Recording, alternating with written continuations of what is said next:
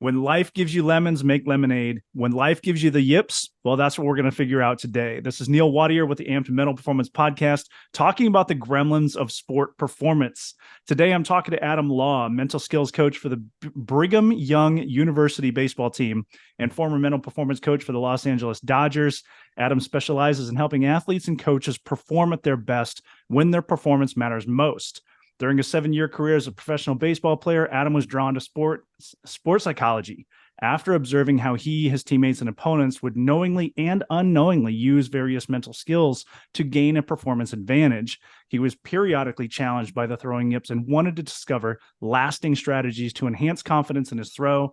He also struggled with performance anxiety stemming from the pressure of being a third-generation professional baseball player.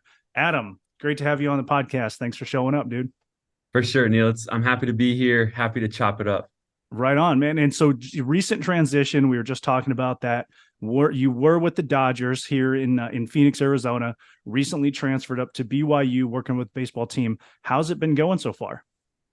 So far, so good. I'm originally from Utah, so it's really good to be closer to home and family, something that my wife and I have missed over the past, well, that I've missed over the past 10 years and that my wife and I have missed over the past 4 years. So we value our relationships with family and friends and thought that this would be a great move when the opportunity came up.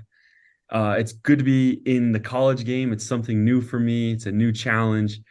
And yeah, just really grateful and fortunate for the opportunity to be at BYU. So did you play baseball at BYU? I did. Yeah, I Okay. played baseball here prior to the MLB draft. Awesome, man. And so, and I've gotta put this out there, and I don't think I told you this. So Adam was one of my mentors as I was. So I'm completed my degree, and for most people that are doing mental performance coaching, you finish your master's degree, you go through this massive 400-hour mentorship training thing where you donate your time and you work with an organization, you work with athletes, and then you have a mentor that's signing off and saying, yep, doing what they're supposed to be doing, mentoring, teaching, educating. And so Adam and I actually went to school together. We were both in a national university. We were classmates. And then he went off and he did his thing. And then I went off and I did my thing. And I was still in the Air Force. So a lot of my hours were sometimes hard to come by. And so when I was finishing up my mentorship, I actually called. I remember emailing you, and I'm like, he's not gonna like this. So number one, the question is, well, what took you so long to get all your hours? And then the next thing was, and I knew it was coming. You're like, are you sure you want me to be your mentor? I'm like, so much younger than you. And I was just talking to some of my students at Grand Canyon University the other day, and I'm like, you know what, mentorship looks like a lot of things. And my instant reaction was why wouldn't I want you to be my mentor? I don't care how young you are. Look at the experience you have: college baseball, pro baseball, mental performance coach for a Major League Baseball. Now you're doing mental performance for a D1 college. Like, come on, man. Like, put your ego aside and learn from the people that are doing what you want to do. And so I thought it was really cool that we connected in school and then we reconnected where you were able to be my mentor. For sure. And I think like it goes both ways. Like initially it was like, I don't know about this, man. I've worked with like younger graduate students as their mentor. And then when you reached out, I'm like, I could learn so much more from this guy. So I'm actually happy that it worked out because getting not only our in-person conversations, but learning from your direct client contact hours and the videos, the content that you shared helped me become a better practitioner as well as I kind of had to chew through your approach and my approach and like it made me a better practitioner. So I'm super grateful that you pulled the trigger and went for it. That's awesome, man. And it's, I'm kind of bummed that you moved, but I get it. It was cool having you here in the local area, but that's the one thing that I always loved about sports, of course. But in the military, especially, I know people all over the world. And so, for somebody to move away, it's almost like, oh, okay, cool. That's just one more place I'm going to go visit. So Sure. it's actually kind of cool. So I wanted to start the conversation with, we talked about the yips. What is it? And from a mental performance coach, but then also the frustration of when an athlete experiences it. So give us a quick explanation of what is it, and then how do you deal with it? Yeah. So I think there's various causes of the yips and various definitions of it. Sometimes it's a neurological thing, sometimes it's a psychological thing. I didn't go so much down the road of neurological. My studies and experience were more psychological. And it's basically losing the ability to control fine motor skills when the pressure's on or when the lights come on, is what my experience was as a player. And then I learned about it in graduate school, and it's like, okay, I can see how the pressure's mounting up, kind of um, like barricaded me from being able to do what normally is a fairly common ability, which is throwing the baseball. So, simple terms, as an infielder, I no longer was able to throw the ball consistently across the diamond to the first baseman because of a psychological distress when the lights turned on. We see it in gymnastics with the twisties. Gymnasts get up in the air and lose a sense of where they're at, and they're for a stunt or a trick that they've been able to do many times, and they just aren't able to do it. It's such a weird thing that some people, and myself included, don't really know where it stems from. We try to attack it from different angles, but yeah, that's how I would define it: is the inability to deliver a regularly practiced motor skill, but when the lights turn on and the pressure's on.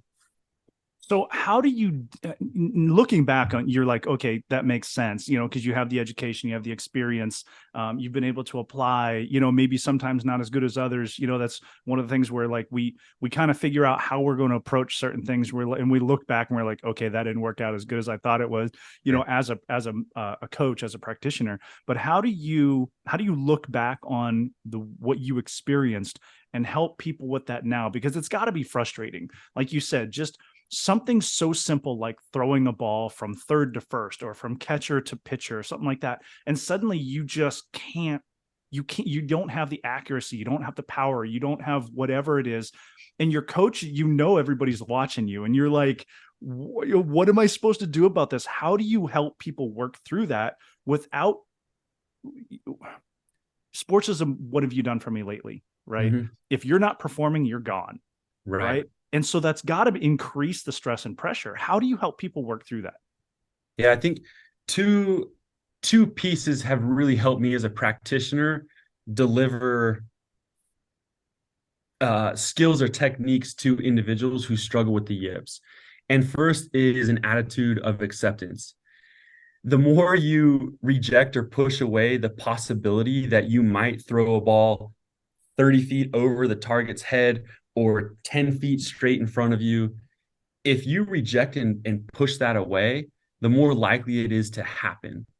And if somebody who's challenged by the yips can accept the fact that, hey, you know what? There's a pretty good chance that I might airmail a throw or throw it wide or throw it straight into the ground. It relieves some pressure of having to be so perfect over and over and over again. So first is the attitude of acceptance. Once an individual can accept that it might happen, we see that oftentimes a lot of throws become a lot more accurate because the pressure is lessened. The second thing is the difference between implicit and explicit learning, or implicit and explicit skill acquisition. Most of the time, we are taught certain skills implicitly, where somebody teaches us and tells us what we need to do with our bodies, that then when the lights turn on, instead of just reacting and playing, I'm now thinking about, wait, is my hand picking up the baseball and going to my ear? And am I following through? And the regularly trained skill of throwing now becomes super cognitive, and I'm thinking about it. What am I doing? On the flip side, we try to get our athletes who are challenged by the yips to get explicit, or to focus more on things outside of their bodies, a target. Some pitchers have found success who have been challenged by the yips of breathing towards their target and throwing the ball in that same line of their breath. So first is the attitude of acceptance, and then getting external with the goal or with the skill, as opposed to staying internal and implicit. I was having a conversation with one of the students at GCU the other day, and I had made the comment, "You can't talk your way through excellent performance." And we talked about it for a little while because she's a swimmer, she's a competitive Division I swimmer, and she's like, I don't think I necessarily agree with that. So and I love comments like that. I Sure. love when people, I'm like, okay, let's do this, And so we start talking through it, and I'm like, well, tell me some like a mistake that you might make. And she talked about a certain swim stroke. And I'm like, okay, so when you realize that you're getting fatigued and your technique is failing, what do you do? She's like, well, I talk to myself.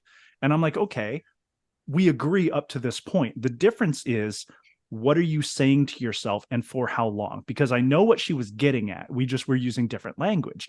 She was interpreting what I meant was, you can't, like, if I'm gonna do a golf backswing, I can't talk to myself about this grip and this Right. arm and like step by step instructions on how to hit a golf ball. You can't do it. And that's what you're talking about, overthinking. You're talking about over processing basic information, like pick up your foot, like you ever try to Sure. talk your way through to walking. It's obnoxious. But what she actually was getting at was performance cues. So you simplify, because overthinking makes you're not able to trust. You were talking about the natural ability to do a very simple task. When you overthink, now your body is almost breaking it down, and it's ruining the movement. And so it was an interesting conversation that we got into. And she's like, okay, now I know what you mean. Yes, I can use performance cues, but I can't talk my way through excellent performance. And so that's where my mind went when, as soon as you said overthinking, was, yeah, when your brain gets going, you're ruining natural movement. Absolutely. And I think oftentimes when we see the yips start to emerge in performance, athletes are taking what they are practicing in kind of a training environment. They're taking those same cues, the cognitive, the deliberate, the conscious, into their performance, into the performance environment. I like to call it a training mindset versus a trusting mindset. There's a time to train all of the skills, all the movement patterns away from the competition. But now, come game time, there's a time to trust all of that training. And like you said, I can't think of a better way to simplify and have one or two performance cues, 3 words or less, that can then allow those movement patterns to emerge when the pressure's on. So as opposed to thinking, hey, I need to touch the ball on four seams this way and touch it with my fingertips or whatever. Hey, throw the ball through the target or through the target can then kind of encompass all that I've trained to now allow me to trust what that training has done for me. So let's talk through that a little bit more. So you have somebody that, and we've seen people, and we've both probably done it before, and no, I have. When we talk about overthinking, that could be ruminating on a past mistake. That's another big thing that people have is, I don't want to make that mistake again. And so all they're thinking about is, I don't want to make this mistake. And that's almost a cardinal rule in mental performance. The more you think about something, the more likely you are to do it, or the more likely you are to do something equally as bad, because you're trying so hard. It's like the pitcher. You're like, if you walk out to a pitcher's mound and the coach says, hey, this guy's going to crush this ball if you throw it high and outside, don't throw it high and outside. Instead, do everything that you said after that is irrelevant, because all he hears is high and outside. And he's either Sure. still going to throw it high and outside, or he's going to do something equally bad because he's trying so hard not to do that one thing. And so I always lean to, what does right look like? So you have that mental imagery of, just focus on what you're trying to do. Like you talked about exhaling and throwing the ball through that line of breath. Like, that's mental imagery, and that's super powerful. But let's get into like some of the, I think the thing that we're really leaning towards here is that idea of overthinking. Give us a little bit more detail of what that means to you through your experience and through your coaching, and then also, how do you help people with it? Yeah, for sure. I think oftentimes, just to put into perspective here, when overthinking occurs, from my experience as a practitioner, people are usually focused on not doing something because they've had a bad experience in the past, or they're worried about what's going to happen in the future. Oftentimes, overthinking is not occurring in the present. And so, uh, to kind of to circle that in, it's like, okay, how can we get this individual to be more present and focus on what he needs to do in this moment, regardless of what's happened in the past or what could happen in the future? And for a lot of us, the go-to is the breath. The breath is always happening in the present. And if an individual can focus on their breath, then they're focused on the present, and it's able to slow the mind down from thinking about what might happen or what has happened. So that's usually where I'll go, whether it's the breath, engaging the senses, a focal point in baseball. Every stadium that we play in, the dimensions may be different, but every stadium is going to have a left field and a right field foul pole. Every stadium is going to have a home plate. And so coming up with a focal point, a visual cue that our players can use that will bring them in the present is another way. So we have the breath, we have the present. Some people use a release. So everywhere we play is going to have either grass, dirt, turf, something that they can scoop up with their hand, squeeze it, feel what it's like to squeeze their hand, which is happening in the present, and then go ahead and throw out whatever they squoze in order to engage again in the present moment. So despite getting pelted with thoughts of the future, thoughts of the past, okay, cool. Let's redirect our attention to the present moment, and that's what we'll do through focal points and the breath. That's great stuff. And I've seen a lot of people. I was watching the what was it, the Hard Knocks with the one with the Jets, and Aaron Rodgers did that all the time. He would pick up the grass, and sometimes it was about throwing it to see where the wind is blowing, right? Something simple like Sure. that, instructional type stuff. But he actually talked about it was his way to connect with, and he didn't really use the words, but I think he was actually referring to, like you said, he was trying to connect in the present moment. He was trying to connect with the ground. He was trying to connect with, and it all sound very flowery, like connect with the earth and the aura and all these, like, that's not what he's, that wasn't the words he was using. But so from a certain perspective, people may be like, oh, that's really weird. But for like you and I, the idea is grounded. It's you're grounding yourself in the current moment. And I know mindfulness is a fancy word that's kind of blown out of proportion and suddenly losing a lot of its focus. And a lot of people I know in our career field are using more of a present moment focus type approach, which actually is better than mindfulness, because it really does tell you exactly what you're trying to do. Present moment focus, because behavior, actions happen in the present. Whatever happened 5 minutes ago, 5 seconds ago is irrelevant. I was working with a football player who, as a wide receiver, he was having a hard time. How does he recover after an easy dropped pass? And I'm like, well, you got to break the game down into 10-second segments. So after you drop the pass, you have 10 seconds before you're back in the huddle having a conversation. So that means you got 10 seconds to get your mind right so that you can focus on the moment. The moment is what's the play, and then to the line, right? And so it was a way to help him break it down and say, you know what, it's okay to be upset. Give yourself 5 seconds and be frustrated. And then you got to let it go. Present moment focus. This is what I'm doing right now.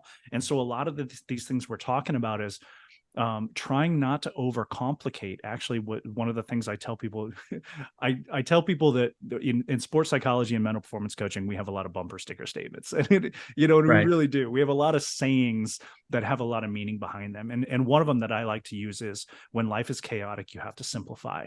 And so ruminating that's exactly what it is. Your brain is complicating everything, and it's not allowing yourself to focus. It's just ruminating on something, or it's worrying about the future. And so, like, when life is chaotic, how can you simplify? And whether it be breathing techniques, that's a great point. Breathing happens in the present. That's an amazing bumper sticker statement, right?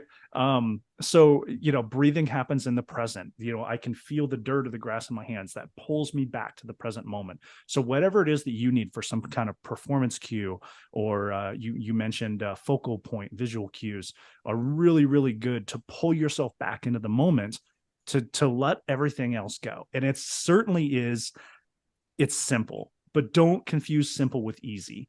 So Mhm. how do you help people simplify to get them to be able to practice this, but then also be able to implement it in the moment? Right.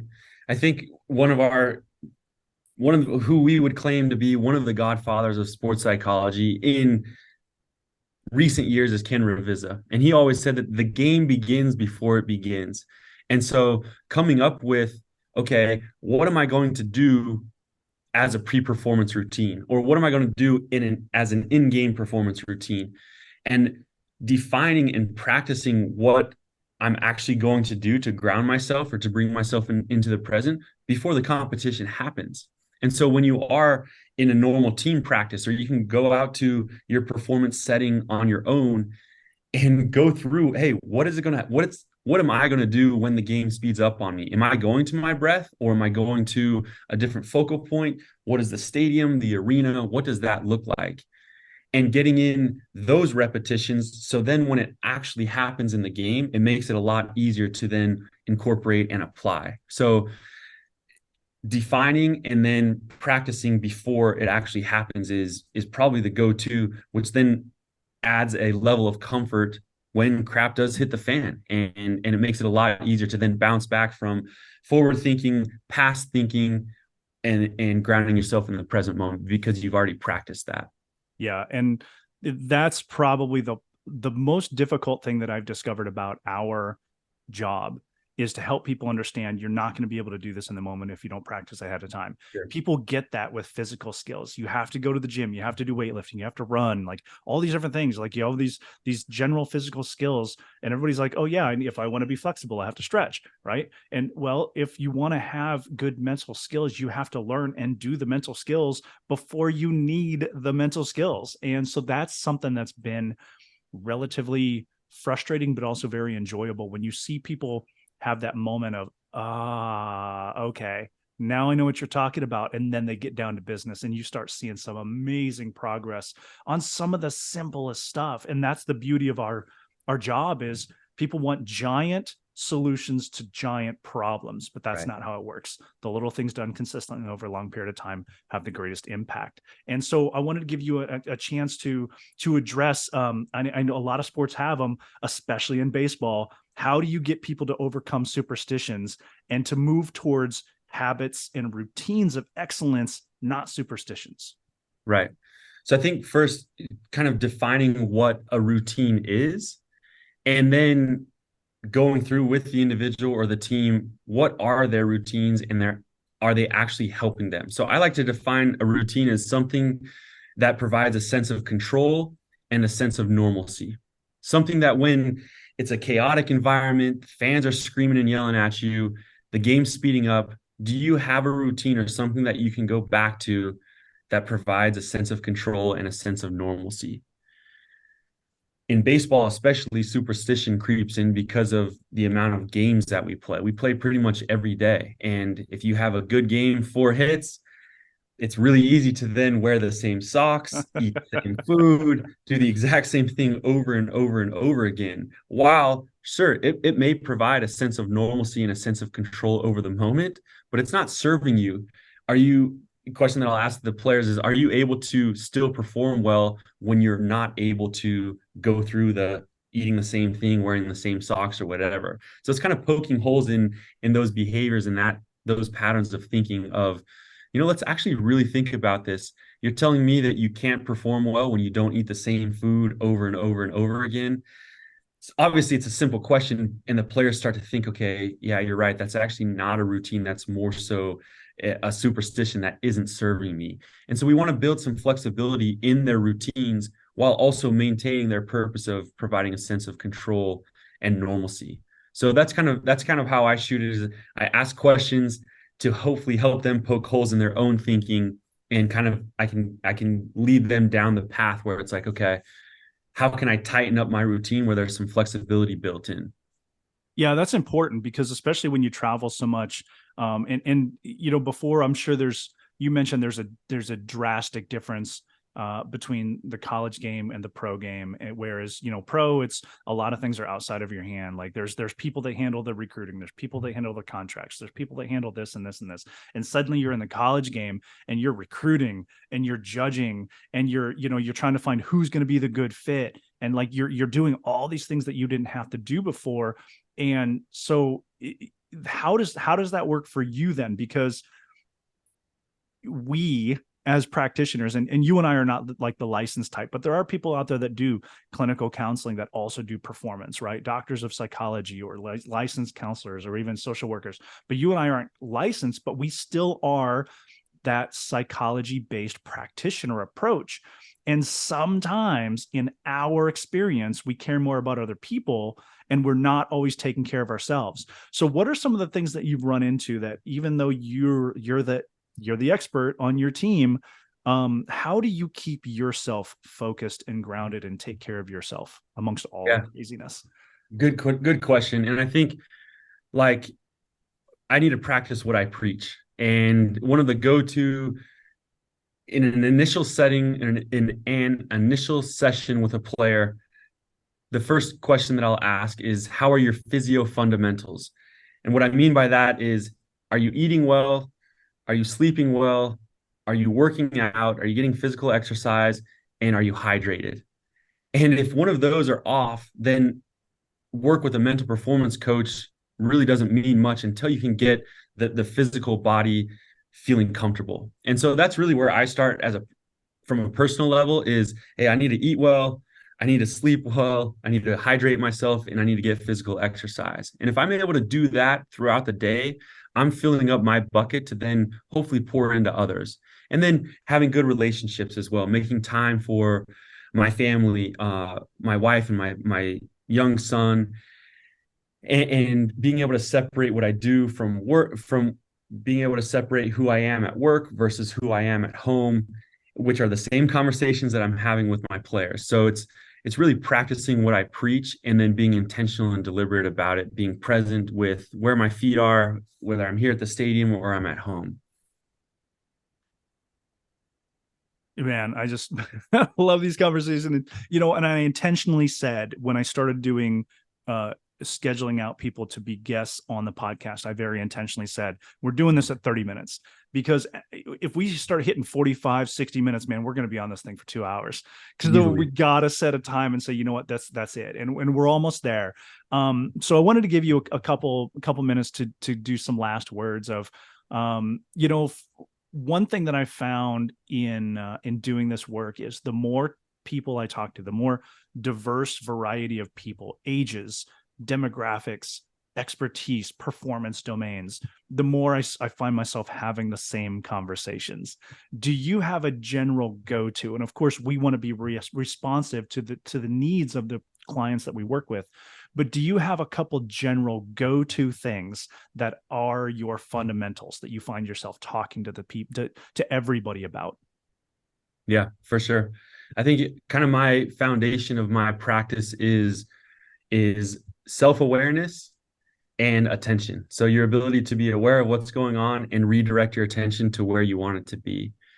So a lot of kind of words of encouragement or the foundation of conversations that I have with players revolve around their ability to be present and engage in the present moment while focusing on the things that they can control. In elite sport, in business, as a parent, there's so many things that come at us that are outside of our control that we end up spending our time and energy on, and it takes us away from the present. We're worried about the past or the future because of things outside of our control. And a lot of the conversations revolve around our ability to notice that our mind has wandered, redirect the attention back to the present moment on things that we can control. And a good friend of mine, Justin Sua, he has kind of the bumper sticker of, when you try to control the things you can't, they end up controlling you. And the more that we're able to just dominate our little 3-foot world around us over and over and over again, and when our mind wanders, bring it back and dominate our 3-foot world, the happier we'll be, and the less we'll worry about things that are outside of our control. That's good stuff. And I appreciate it, because, when we talk about performance happens everywhere, everyone performs. It's just a matter of what does your performance look like? This is stuff that's valuable for everyone. And, from young to old athletes to parents, coaches, and, being a new dad, you get this, like, you have to take care of yourself. You got to be good to yourself and good for yourself so that you can be good for other people. And all this stuff matters. And it's funny that you mentioned Justin. He's not somebody that I know, but he's actually on my list of people to contact. Great dude. when I was actually going through school and I was reaching out and networking with people, he's one of those guys where I'm like, hey man, do you have 20 minutes to jump on a phone call and chat? And we ended up on the phone for like an hour and 15 minutes. He just was so gracious with his time. So I'm hoping he's going to be one of those guys. So I'm glad you brought that up. And I think that's a good message also, is that, you know, I just went down to the sports psychology conference in Orlando and saw a whole bunch of people that I knew, met a whole bunch of new people. And just seeing people that I know, that I'm connected to, talk to each other, and we realize just how small this career field is.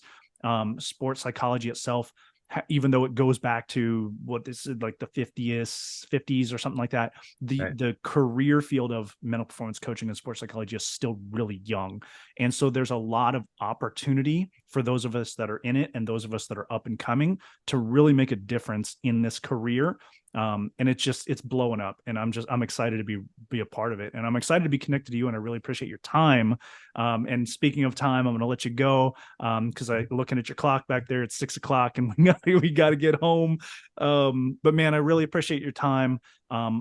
Leaving more to talk about just means that we're leaving more opportunity to have you back on the show later. For sure. I appreciate it, Neil. Always enjoy our conversations. And you're right. We could wrap on this for hours. So I appreciate it. Thank you for listening to AMPT Mental Performance Weekly Podcast, your source for optimal mental performance coaching. I have 2 tasks for you this week. First, choose one action from today's conversation to implement in your life. Second, share this podcast and community with someone who values their mental performance. I appreciate your direct message feedback and would appreciate your online review of the podcast. Your honest rating and review help me improve the show and helps others find our community. Visit Arizona Mental Performance Training on all the popular social media outlets and at ArizonaMPT.com.